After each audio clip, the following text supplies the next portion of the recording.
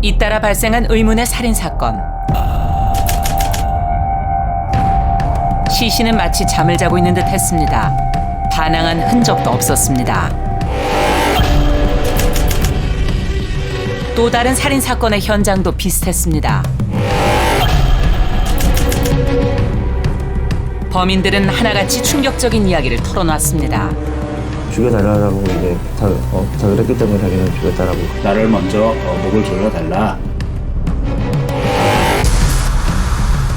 피해자들의 부탁을 받고 어쩔 수 없이 살인을 저질렀다는 범인들. 그런데 한 사건 현장엔 수상한 흔적이 남아 있었습니다. 왜 바깥에 놨는지 그 사람의 말에 진실성이 의문이 간다는 거지. 살인 현장에 남겨진 의문의 물건들. 피해자의 마지막 흔적일까? 아니면 범죄를 숨기기 위해 범인이 조작한 증거일까? 죽음을 예상치 못했던 듯 정성껏 준비한 선물들. 하지만 함께 발견된 것은 피해 여성이 작성한 듯한 유서였습니다.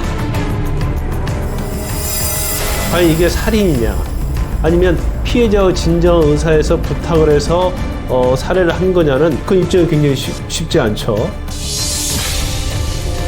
자신을 죽여달라고 타인에게 부탁하는 사람들, 그리고 그 부탁을 들어준 살인범. 촉탁살인도 살인이라는 겁니다. 수상한 죽음을 둘러싼 진실 공방. 촉탁살인 뒤에 감춰진 함정은 과연 무엇일까?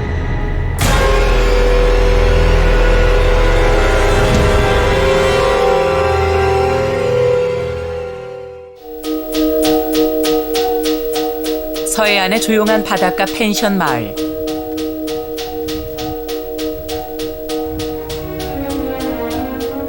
겨울 바다를 바라보며 오붓한 데이트를 즐기던 남녀가 있었습니다. 차가운 바람에도 서로의 손을 놓지 않던 두 사람. 주민들은 유난히 오래 머물렀던 그들을 기억하고 있었습니다. 밤새 술 먹고 잘밌게 놀고 낮엔 하루 종일 자고, 그리고 저녁 때 떨어지면 또 나가서 시장 장 보고.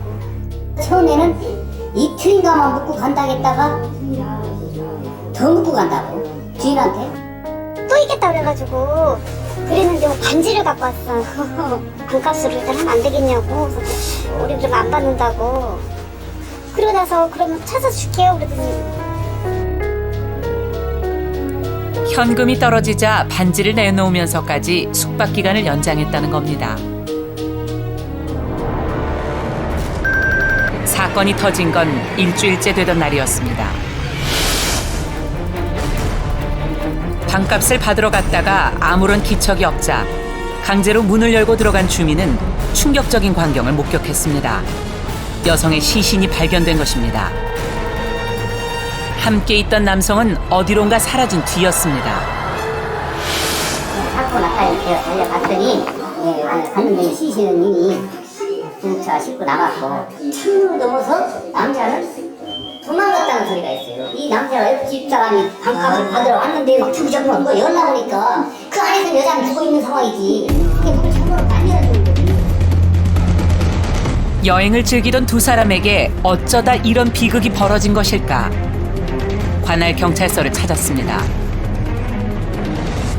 현장에는 침대에 피해자가 누운 상태로 살해를 당한 상태였고 피의자는 도주 중인 상태였습니다.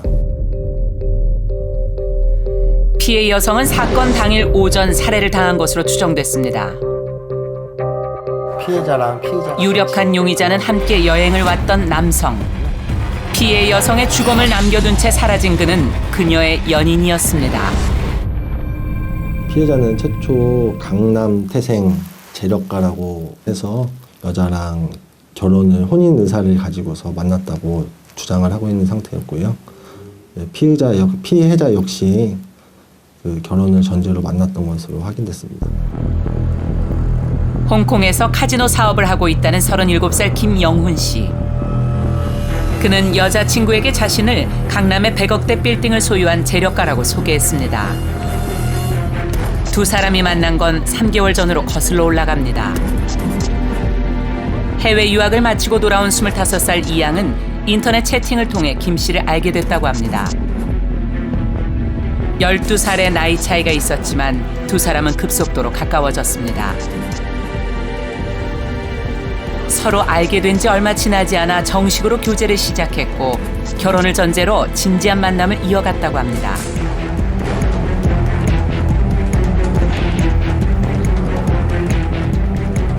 우리는 피해 여성의 지인에게 김 씨를 알고 있었는지 물었습니다. 남자는 많이 좋아했던 것 같아요. 저희한테 말한 거 보면은 걔가 그렇게까지 말한 적은 없었거든요, 남자에서. 저희한테 그러니까 말만 했고 그리고 지금 결혼 준비를 바빠서 한 2달 있다가 붙자 이렇게 됐었는데 그게 그렇게 된 거예요. 그 사람 한 명도 본 사람이 없었어요. 만난 지 2달째. 김 씨는 이양의 집을 방문했고 부모에게서 결혼 승낙까지 받았습니다. 두 사람의 사랑은 빠르게 결실을 맺는 듯 했지만 양가 상견례를 준비하겠다며 떠난 여행에서 이양은 돌아오지 못했습니다. 사건 현장 인근에 설치된 CCTV에는 여행 당시 연인의 행적이 남아 있었습니다. 두 사람이 펜션으로 떠난 것은 2014년 2월 20일. 그리고 23일 저녁 숙소 인근의 마트에 들러 필요한 물품과 먹을 것을 구입했습니다. 이때까지만 해도 여느 연인들과 다를 바 없어 보입니다. 관광객들처럼 연인 사이로 놀러 온 거로 판단하지 이상하게 이렇게 보진 않았어요. 근데 반에서 그 후 4일 만에 이양은 숨진 채 발견됐고 김 씨는 자취를 감췄습니다. 대체 둘 사이에는 무슨 일이 있었던 것일까? 피해 여성의 사인은 경부 압박 질식사, 끈과 손으로 목을 누른 흔적이 역력했습니다. 2층 계단 난간에는 끈이 올가미 형태로 묶여 있었습니다. 특이한 점은 사용한 흔적이 없었다는 겁니다.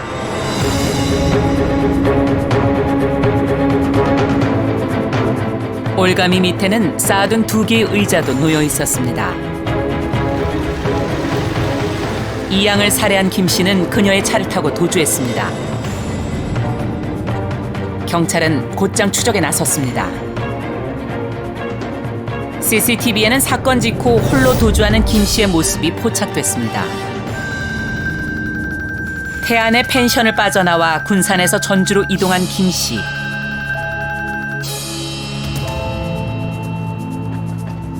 군산에서는 버스터미널 근처에 차량을 버린 뒤 고속버스를 이용해서 전주로 향했습니다. 그리고 시내 한 모텔에 숨어 있다가 도주 13시간 만에 결국 경찰에 검거됐습니다. 저희가 사건 발생하고서 그 다음 날 새벽 3시경에 검거했습니다. 검거 당시에는 반항이나 그런 건 없었습니다. 가해자 김 씨는 경찰 조사에서 순순히 자신의 범행을 자백했습니다. 그리고 뜻밖의 이야기를 털어놓았습니다. 피의자는 피해자가 자살을 하려고 몇 번 시도를 했는데 안 되니까 피의자한테 죽여달라라고 부탁을 해서 피의자가 고민 끝에 죽였다고 그렇게 얘기를 했습니다. 김 씨의 주장에 따르면 피해 여성이 자살을 원했지만 차마 실행에 옮기지 못해 자신을 죽여달라고 부탁했다는 겁니다. 즉 촉탁 살인을 했다는 충격적인 이야기였습니다.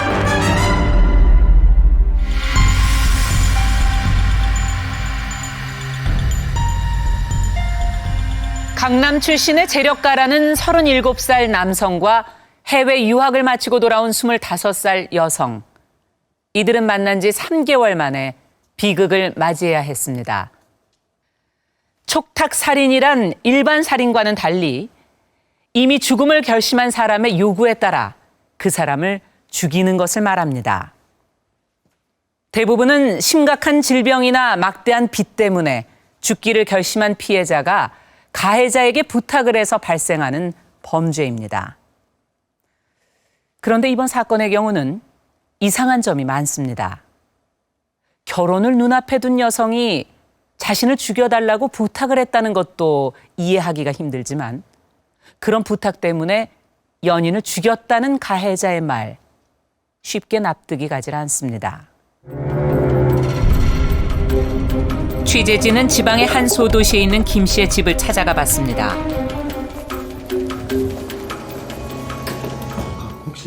그런데 재력가의 집이라고 보기엔 어딘가 석연치 않았습니다. 김 씨의 어머니는 아들에 대한 원망을 드러냈습니다. 난 내 남자식이니까 소용없으니까 사건이 있기 한 달 전 집을 나갔다는 김 씨. 해외에서 사업을 하는 재력가라던 이야기는 어떻게 된 것일까? 당신은 무슨 돈이 많아. 나도 진짜 이런 말 태풍 주사로 댕기고 그래요. 그래 자가는 뭐 사입하고 그러진 않았어. 하도 딸도 하나 있어요. 김 씨의 정체는 일정한 직업이 없는 사기 전과자였습니다. 그의 주장에 따르면 이양에게 사실을 털어놓았지만 그녀가 만남을 지속하길 원했다고 합니다. 남의 엄마가 만나보고 싶다 한다고 그래서. 여자친구 엄마가?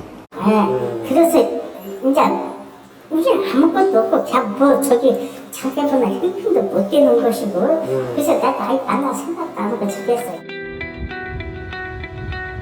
김 씨는 상견례를 준비하기 위해 떠났다던 여행이 사실 동반 자살을 위한 여행이었다고 주장했습니다. 강남 재력가라는 거짓말이 들통날 경우 결혼할 수 없을 거라고 낙담했다는 겁니다. 펜션에서 함께 죽을 방법을 고민하고 결정을 내리기까지 일주일이 걸렸다고 합니다. 김 씨는 피해 여성이 자살에 동의했고 자신을 먼저 죽여달라 부탁했다고 주장했습니다. 피해자가 자기는 이제 그러니까 자살을 한다는 게 사실 쉬운 일이 아니거든요. 그러니까 좀 자기가 이제 자살하기가 어려우니까 나를 먼저 목을 졸라달라라고 했다는 것, 그것도 역시 이제 피고인의 얘기입니다만은 그렇게 주장을 합니다. 고민 끝에 연인의 부탁을 들어주기로 결심했다는 김 씨. 그는 연인이 죽으면 자신도 따라 죽을 작정이었다고 했습니다. 피해자를 목을 졸라서 먼저 죽이고 그 다음에 자기도 죽으려고 했는데 막상 그러고 나니까 이제 겁이 나서 피고인은 이제 도망간 것으로. 그런데 피해 여성 지인들의 이야기는 달랐습니다. 성격도 그렇고 걔가 그렇게 그럴 애가 아니에요. 어이도 뭐 답답하죠. 진실은 무엇일까? 사건의 정황을 되짚어보기로 했습니다.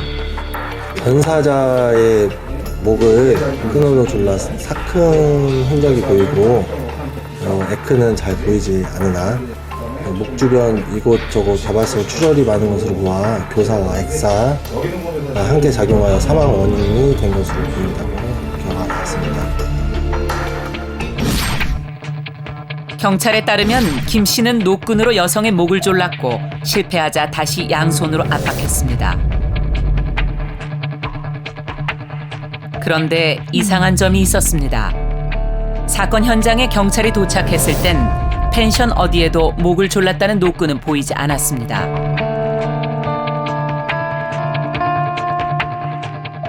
현장에서 발견됐는데 창문 뒤쪽에 은닉한 상태로 발견됐습니다. 은닉했다고요? 펜션 뒤편으로 나 있는 창문 바깥쪽에 노끈을 숨겨놨다는 겁니다. 이상한 점은 또 있습니다. 가해자 김 씨는 이양을 죽인 뒤 바로 자신도 따라 죽으려 했다고 주장했습니다. 이 때문에 계단 난간에 노끈을 묶어두었다는 겁니다. 하지만 그는 이양을 죽이고 현장을 떠났습니다. 자신의 자살 시도를 입증해줄 노끈과 의자는 눈에 띄게 남겨둔 그가 왜 이양을 살해한 노끈은 보이지 않는 곳에 숨겨둔 걸까? 그 사람의 말에 진실성에 의문이 간다는 거죠. 만약에 노끈을 해서 죽이려다가 못 죽였다 그러면 바깥에 넣을 필요가 없군요. 거기서 거기 근처에 그냥 그렇죠. 그냥 하면 되는 건데 왜 바깥에 놨는지 전혀 설명이 안 되는 거죠. 그렇다면 범행에 사용한 노끈은 누가 어디에서 구입한 걸까? 여행 사흘째 두 사람이 장을 봤던 마트를 찾아가 봤습니다. 기억나요. 그거 사다 주문했단다고. 마트에 설치돼 있는 CCTV에도 두 사람의 모습이 남아 있었습니다.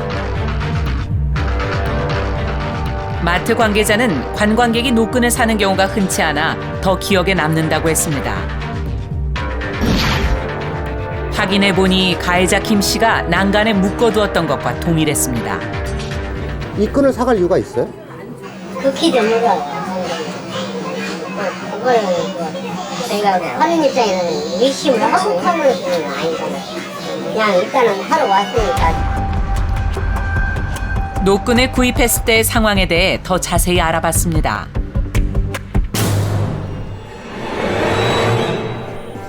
범죄 전문가는 또 다른 의문을 제기합니다.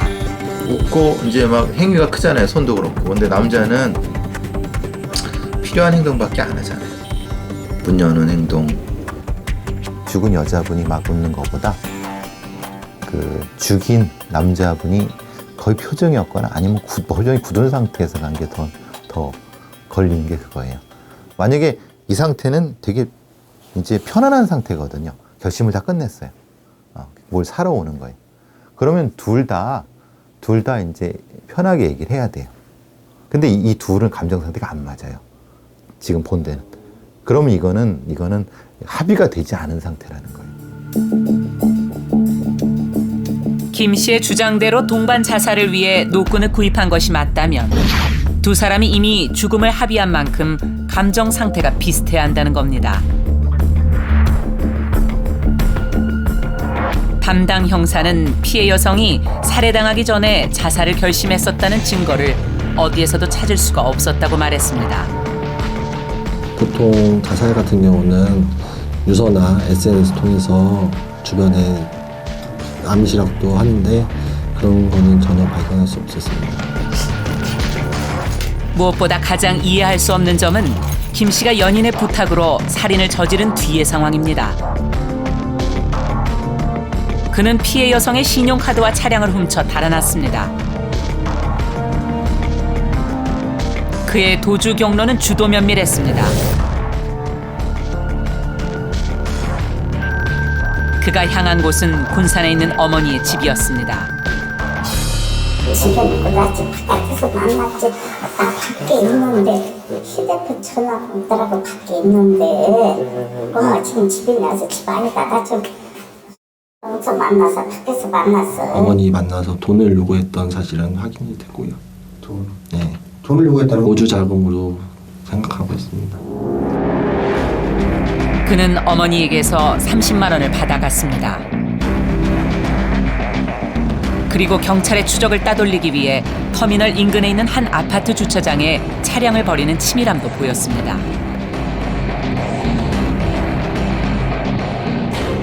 자살을 하려 했다는 김 씨는 태안에서 군산으로 또 전주로 도주했습니다. 경찰은 이런 김 씨를 어떻게 검거할 수 있었던 걸까?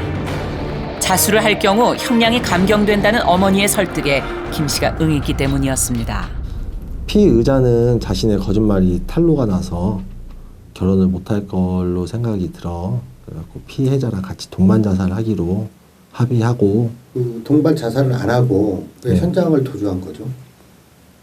그런 것 때문에 저희가 살인으로 추정을 한 거고요. 촉탁 살인이 아닌 살인으로 추정하게 된 계기죠. 김 씨가 주장하는 살인 사건의 전말은 이렇습니다. 자신을 재력가라고 속인 채 이양과 만나던 중 죄책감을 견디지 못하고 사실을 털어놓았습니다. 하지만 이양은 헤어지길 원치 않았고 부모를 속이면서까지 만남을 이어갔다고 했습니다. 점점 궁지에 몰린 두 사람. 결국 이양의 부탁으로 촉탁 살인을 저질렀다고 김 씨는 주장했습니다. 하지만 정말 부탁이 있었던 것인지 진실을 알고 있는 사람은 김 씨 한 사람뿐입니다. 전문가들은 이것이 촉탁살인이 아닌 계획된 살인일 가능성에 대해서도 의심해 볼 필요가 있다고 말합니다. 이 사람은 도주했다는 거, 그리고는 이제 여성을 뭐 사망에 이르게 한 노끈 부분을 이제 감췄다는 거, 그리고는 이제 차량을 타고 뭐 여기저기 돌아다니면서 이제 돈을 구하고 뭐 사라질 준비를 했다는 거. 그런 차원에서 보면 지금 이 사람은 상당 부분 이 촉탁살인이라고 선고된 이 사건을 은폐하려고 하는 의도가 분명했던 것 같아요. 사건을 수사한 경찰은 가해 남성을 살인죄로 처벌해야 한다며 검찰에 송치했습니다. 그런데 이후 검찰은 살인죄가 아닌 촉탁살인죄로 기소를 했고 법원은 이를 인정해서 7년형을 선고했습니다. 어떻게 이런 결과가 나왔을까요? 자, 이것이 해당 사건의 판결문입니다. 피해자와 함께 휴대전화로 자살 방법을 검색을 했고 마트에서 노끈을 함께 구입한 점 등이 촉탁살인으로 판결한 결정적 증거였던 것 같습니다.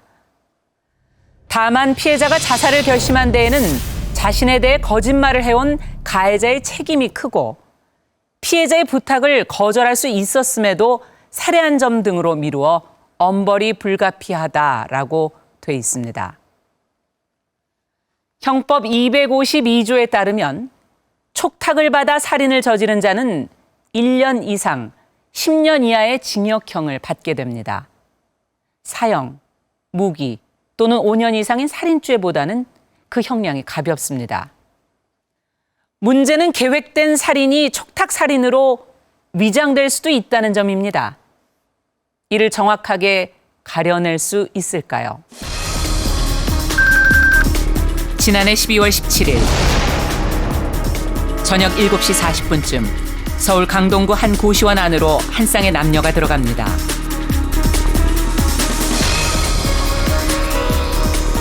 그리고 7시간이 지난 새벽 2시경 이번엔 모자를 눌러 쓴 남성이 혼자 고시원 문 밖을 나섭니다. 그리고 천천히 계단을 걸어 내려가는 남성.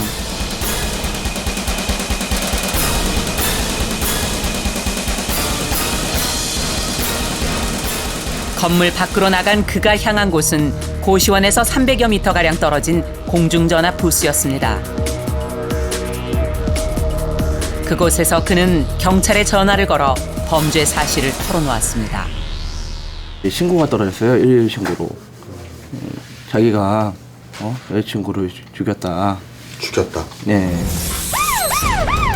그가 알려준 주소지로 급히 출동한 경찰. 그곳에는 단정한 옷차림의 한 여성이 숨져 있었습니다. 현장에 갔을 때는 피해자는 마치 그냥 침대에서 자는 모습이었어요. 자는 듯한 그냥 편안하게 누워있는 모습이었죠. 방어를 하기 위해서 뭐 이렇게 상처를 난 그런 방어흔 그런 건 없었고요. 경찰이 시신을 확인한 그 시각 자신의 범죄 행각을 알렸던 남성은 서두르거나 당황한 기색도 없이 무언가를 쓰레기통에 버립니다. 그리고 근처의 한 건물로 태연히 걸어 들어가는 남성.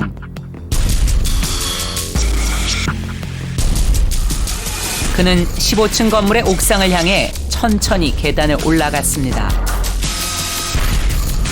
경찰을 피해 도주했다고 보기에는 너무나 이상한 행적이었습니다. 결국 범인은 인근을 수색하던 경찰에 붙잡혔습니다. 스스로 범행을 신고한 지 13시간 만의 일이었습니다. 그가 살해한 사람은 이혼한 뒤 2아이를 홀로 키우는 여성이었습니다. 그런데 경찰은 검거 당시 범인에게서 이상한 점을 느꼈다고 했습니다. 심리적으로 충격을 받아서 그랬는지 모르겠지만은 상당히 행소수설을 했어요. 그러니까 피해자가 아직 살아있다라는 생각을 하면서 피해자에게 떡볶이를 사다 줘야 된다라는 이제 얘기를 반복을 했어요. 계속 제 여자친구 지금 만나러 가야 돼요. 저 떡볶이를 사다 줘야 돼요. 떡볶이를 좋아해요. 뭐 그런 얘기를 계속 반복적으로 했고. 사건이 발생한 해당 고시원을 찾아가 봤습니다.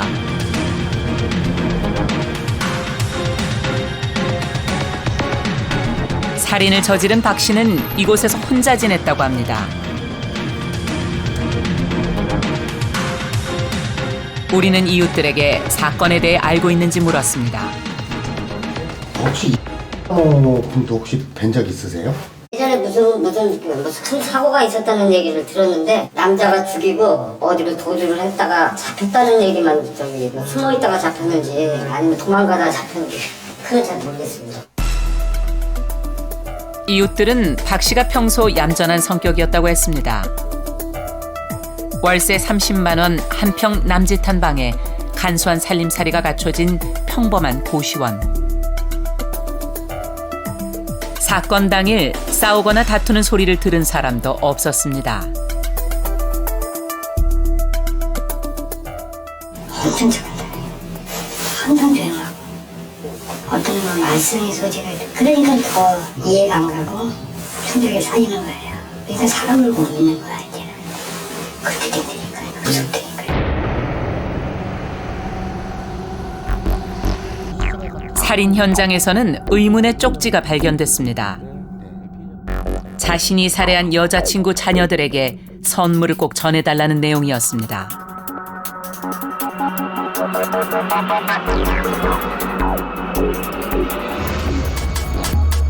사건 당일 방으로 들어가는 박 씨 손에는 아이들에게 줄 선물이 들려 있었습니다.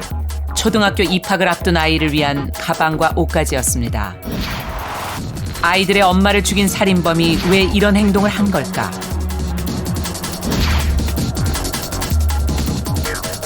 이웃들은 평소 두 사람의 사이가 좋았다고 말했습니다.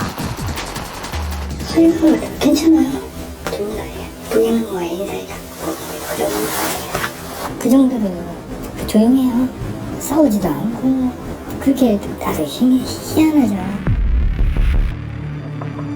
두 사람의 인연이 시작된 건 3년 전이었습니다. 이혼한 뒤 어린 두 아이를 힘들게 키우던 피해자에게 큰 힘이 되어준 박 씨. 그러나 그 역시 경제적 형편이 어려웠던 것으로 보입니다. 그분 뭐 어디 직장 다니시는 분? 아니요, 어디 직장 다니다가 뭐 쉬는 저한테 일용직도 뭐 일을 한다고 하는데 잘 모르겠어요. 취재진은 현재 구치소에 수감 중인 박 씨를 직접 만나보기로 했습니다. 그는 왜 사랑하는 연인을 살해했을까? 사건 당일 두 사람에게 무슨 일이 있었는지 물었습니다.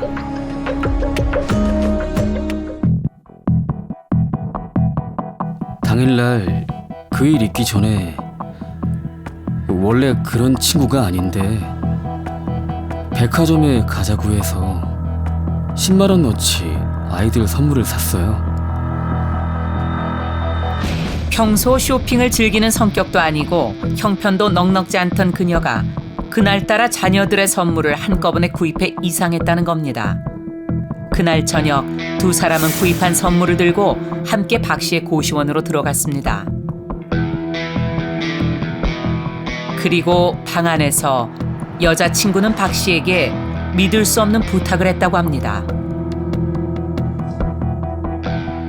여자친구가 경제적으로 문제가 많았고 정신적으로도 힘들어했어요. 저는 여자친구의 부탁을 받고 편안하게 보내준 거예요. 사건 당일 두 사람의 행적을 다시 되짚어보던 중 눈에 띄는 점이 있었습니다. 범행을 하기 전 바깥으로 나온 박 씨가 한참을 기다렸다 다시 들어간 겁니다.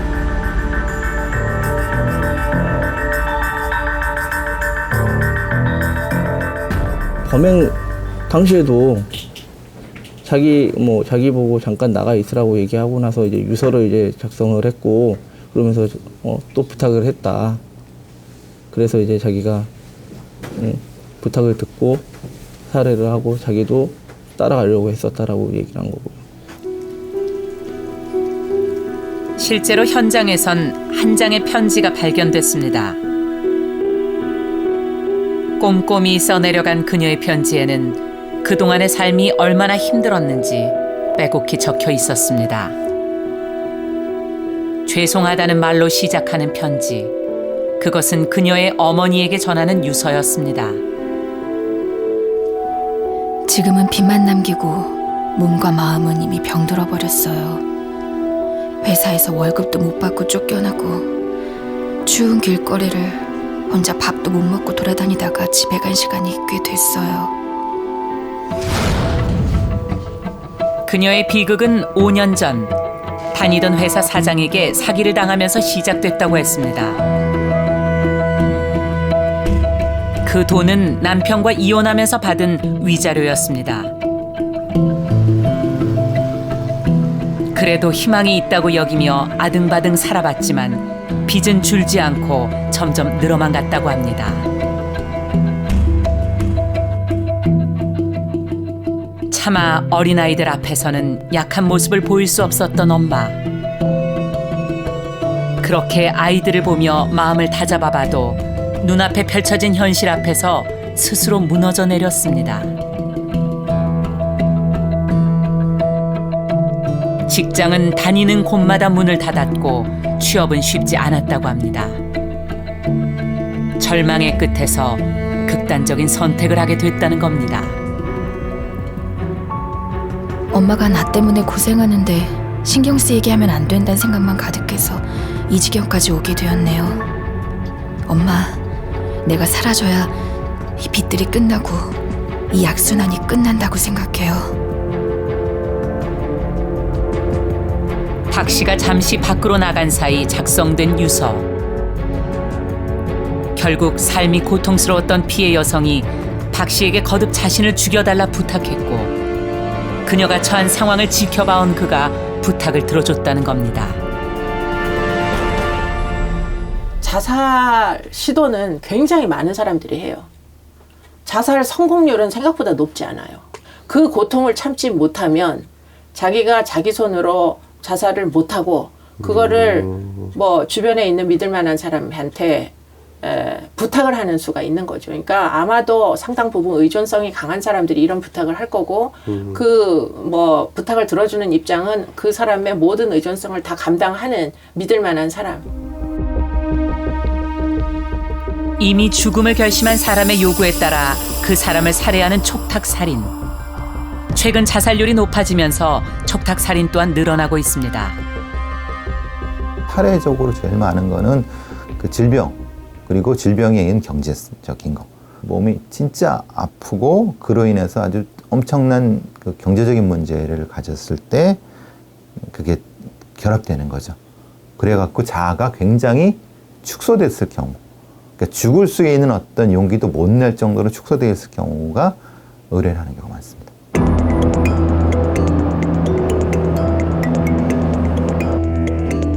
취재 도중 우리는 또 다른 촉탁 살인 사건을 접할 수 있었습니다.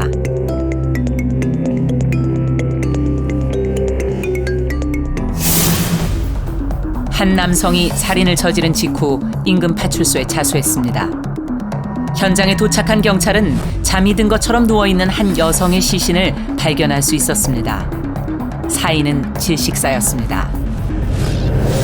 그 사망하신 여자분이 사망하기 5일 전쯤에 이삿짐을 피의자 집에다가 옮겨놓고 와서는 내가 죽고 싶다, 나를 좀 죽게 해달라 이런 이제 부탁을 하게 돼가지고 잠든 피해자의 얼굴에 베개를 눌러서 그래서 사망하게 한 그런 촉탁 살인 사건이었습니다. 두 사람은 15년 전부터 만나온 연인이었습니다. 그 아들 살인 사건은 아들이 그래서 살림을 그 여자하고 생활해놓은 걸 알고 있어서 종종 다니더라고. 보니까 시장으로 같이 다니고 하던데. 가해자는 피해 여성이 질병으로 인해 심한 우울증을 앓았고 죽여달라 부탁했다고 주장했습니다. 부검 결과 살해당하기 전 여성이 스스로 수면제 300알을 먹었다는 사실이 드러났습니다. 촉탁살인의 결정적 증거였습니다. 촉탁살인으로 저희들이 조사하게 된 이제 이유는 첫째는 이제 피의자가 자수한 점하고 또 자수했을 때 그 상황이라든지 그다음에 현장 상황, 폭력이라든지 뭐 이런 게 있었다는 흔적이 없고 전화 통화 내용상에 그런 지인들하고 통화 내용에서도 굉장히 어렵다, 생활이 경제적으로 어렵고 또 살고 싶지 않다라는 이런 얘기들을 많이 해왔던 점, 그런 것들이 종합적으로 고려됐다고 해서 그렇게 판단한 것입니다.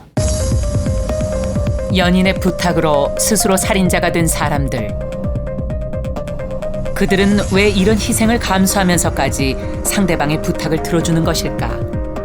정상의 범주를 벗어날 정도로 어떻게 보면 공감 능력이 너무 병적으로 많다거나 또는 뭐 어떤 책임감이 지나치게 심지어는 목숨까지도 타인의 목숨을 어떻게 책임을 지겠어요. 근데 이 사람들은 이제 그 목숨까지도 책임을 져야 된다 이렇게 생각할 정도로 과도하게 좀 집착이 있는 이런 사람들이죠. 이 사람한테 굉장히 중요한 사람이었고 내 고통을 알아주는 사람이었으니까 거꾸로 이 사람을 자살을 막고 살릴 수 있는 위치에 있었던 사람일 거거든요. 그걸 하지 못했다는 점에 대한 죄책감이나 그 다음에 사람이 다른 사람을 살해했다는 데 대한 죄책감은 또 굉장히 끔찍한 것이거든요. 그거를 평생을 또 짊어져야 된다는 점에서 이분들도 트라우마가 굉장히 클 것이라고 보입니다. 때문에 촉탁살인의 경우 피해자가 평소 자살을 고민했는지 그리고 가해자에게 정말 부탁을 했는지 입증할 만한 증거가 있어야 합니다. 일반 살인을 범했으면서 마치 촉탁살인처럼 그렇게 위장할 수도 있기 때문에 이 촉탁 사실에 대해서는 아주 엄격한 입증이 필요하죠. 예를 들면은 이제 피해자가 유서를 써놨다든가 아니면은 뭐 녹음을 해놨다든가 그 사후적으로 하여튼 이게 피해자의 부탁으로 말미암아서 비롯된 살인이라는 것을 수사기관이나 재판부가 알 수 있을 정도의 어떤 그런 그 증거들이 있어야지 촉탁살인이다 이렇게 볼 수 있겠죠. 앞서 봤던 두 건의 촉탁살인에서는 피해자가 직접 작성한 유서와 죽기 전 주변인들에게 수차례 자살을 암시했던 정황, 그리고 직접 수면제 300알을 복용했다는 것이 중요한 단서가 됐습니다. 이런 정황들이 피해자에게 자살에 대한 의지가 있었음을 입증할 수 있는 증거가 된 겁니다.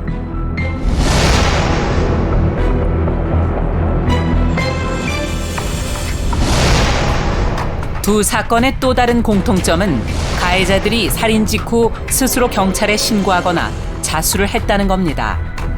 전문가들은 촉탁살인을 저지른 뒤 자수를 하는 가해자들의 심리에 주목합니다. 처벌이 두렵지 않은 거죠. 내가 뭐 처벌을 피해서 살아보겠다 이런 의지조차가 없는 거죠.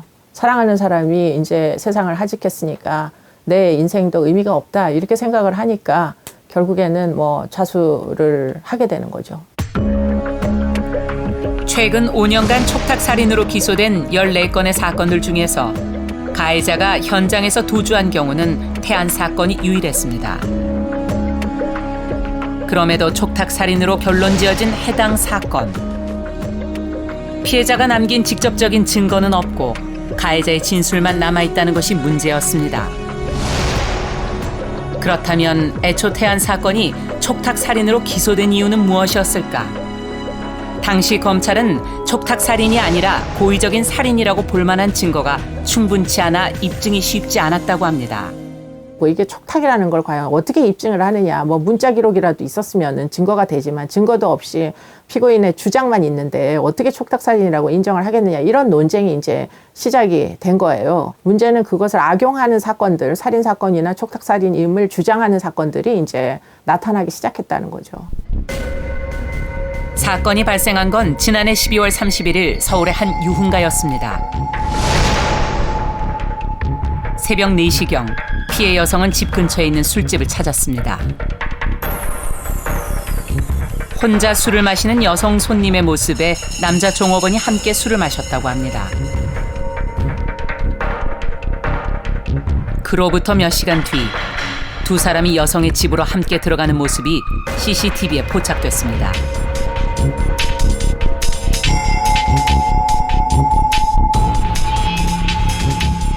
이날 오전 범인은 여성을 살해한 뒤 친구의 집으로 도망쳤습니다.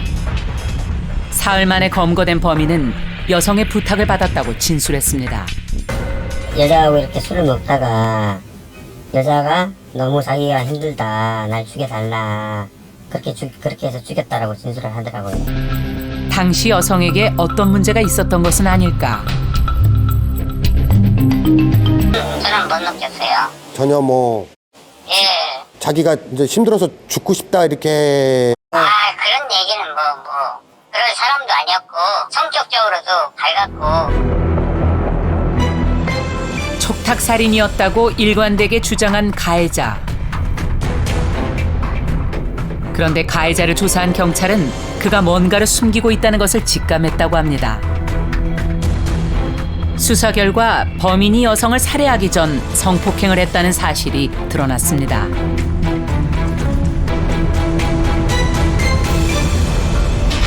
보니까 침대 밑에 알몸으로 이제 있었던 거죠. 그 침대부터 싸가지고 이렇게 있어요. 처음에는 또 진술 거부하려 하더라고요. 또 계속 이제 추궁하고 설득하고 그렇게 하니까 나중에는 실신한 다음에 강제를 했다. 저희가 순간적으로 그랬다.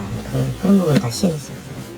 당연히 여자가 죽였으면 어느 정도 감형을 받을 그냥 성폭행하고 살해했는 것보다는 당연히 일반인 그건 누구나 알 수 있는 거 아니에요. 그러니까 자기의 핑계거리를 찾은 거예요. 자살률이 높아지는 데는 사회적 책임이 따르는 것처럼 지금 이 촉탁살인이 늘어나는 데는 어쩌면 사회적 책임도 우리가 상당 부분 있다고 밖에는 얘기할 수 없지 않을까 이런 생각은 들죠. 예. 그러나 우리가 잊지 말아야 될 것이 무엇이냐면 촉탁살인도 살인이라는 겁니다. 예. 그렇기 때문에 이제 틀림없이 우리가 촉탁살인을 미화해서는 안 될 거예요. 경제적 고통에 시달리던 끝에 유서를 쓴 연인을 위해 촉탁살인을 저지른 박 씨. 연인의 고통을 덜어주기 위한 선택이었지만 그는 앞으로 계속 살인자라는 이름으로 살아가야 합니다. 그날의 선택이 과연 최선이었는지 그에게 물었습니다. 후회 많이 하고 있습니다. 다른 방법을 찾아봤어야 했는데 그러지 못한 것을 정말 후회합니다. 그날로 다시 돌아갈 수만 있다면 좋겠습니다. 그러면 여자친구와 같이 살 거예요.